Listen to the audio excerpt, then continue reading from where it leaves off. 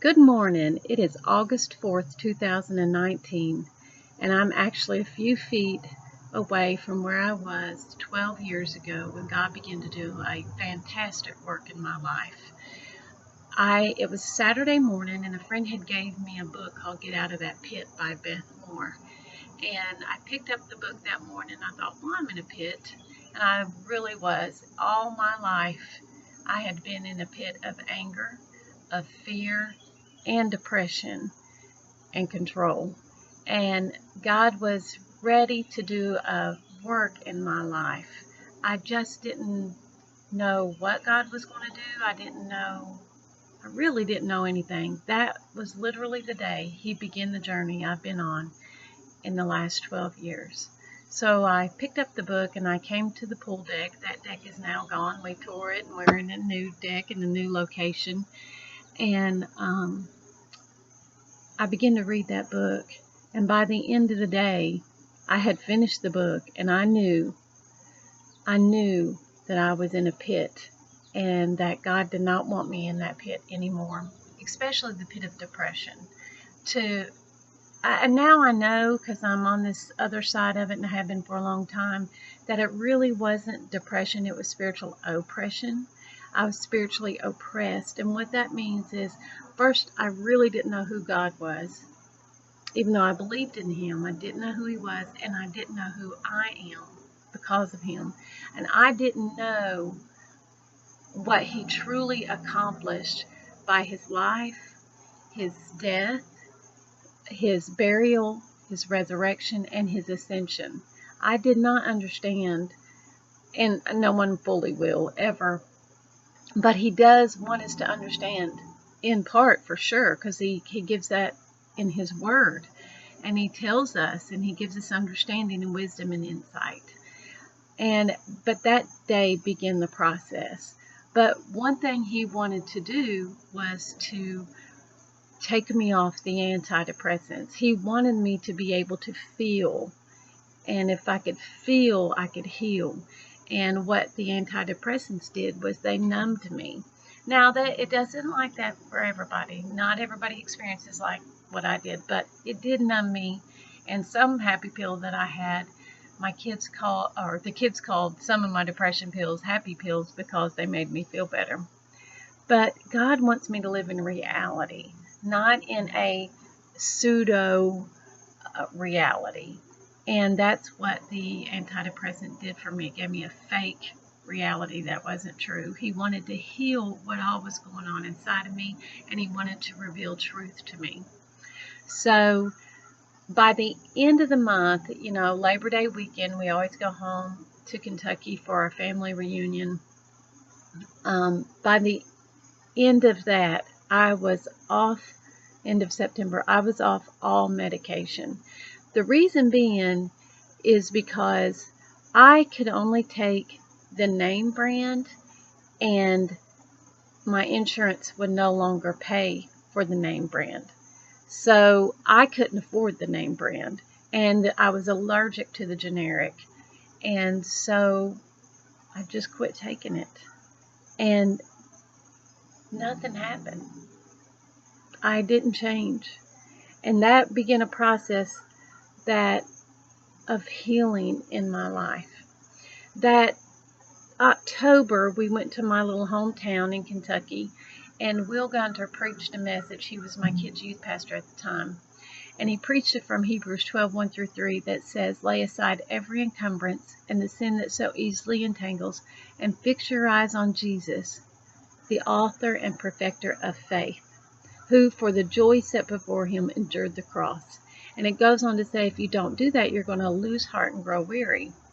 And that's also reminiscent of what Jesus said in Matthew 11:28, "Come to me, all you are weary and heavy burden, and I will give you rest for your souls." And our souls, as I was beginning to learn, is our mind, our will, and our emotions.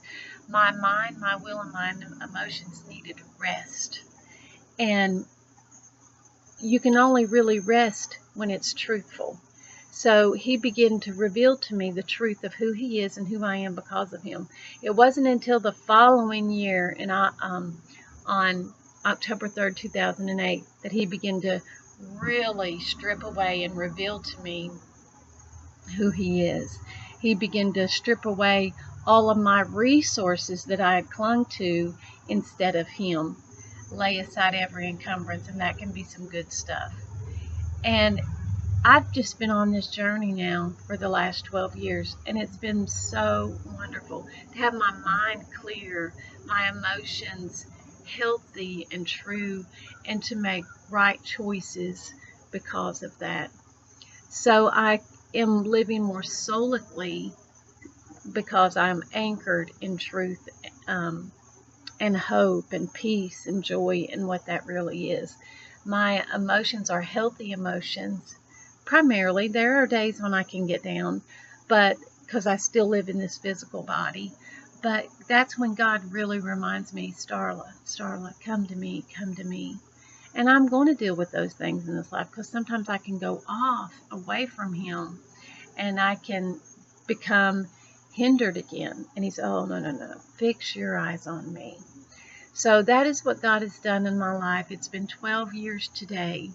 The healing that I have received, the victory that I have received, and it's been ongoing. This has kind of been a strange year for me, 2019, because for the first time in several years, I've not taught anything. I've done some counseling, but I've only taught 2 or 3 times and not a lot. I've really just learning how to be and just be His daughter and to have an intimate relationship with Him as I'm being. That it's not about teaching, it's not about studying, it's about being and being intimate with Him, having a sweet relationship with Him. And as I've looked back over my blog and everything, I've not wrote hardly any this year. I've been so busy helping Nick with the house that we're renovating and doing things here. Part of me is like, am I losing it? Can I not teach anymore? Can I not write anymore? Can I not? But I'm not going to do that. I'm going to consider this a time of the soil being prepared. That's probably how I best need to look at it, because the land has to rest too. You can't constantly grow something on it. It needs to rest. And I think that's what's going on with me. Maybe I need to look at that a little bit more, because I do know that there's been 2 specific things that He spoke to me this year. And that is, seek first His kingdom and His righteousness, and all these things will be added to you. And these things being food, what we eat, drink, and wear. And then the other is from Ephesians 3:20, that He exceedingly and abundantly will do more than we can ask or think or imagine.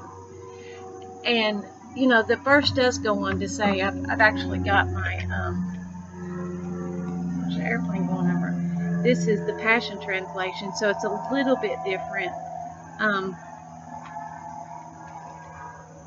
But it says, He will outdo them all, for His miraculous power constantly energizes you.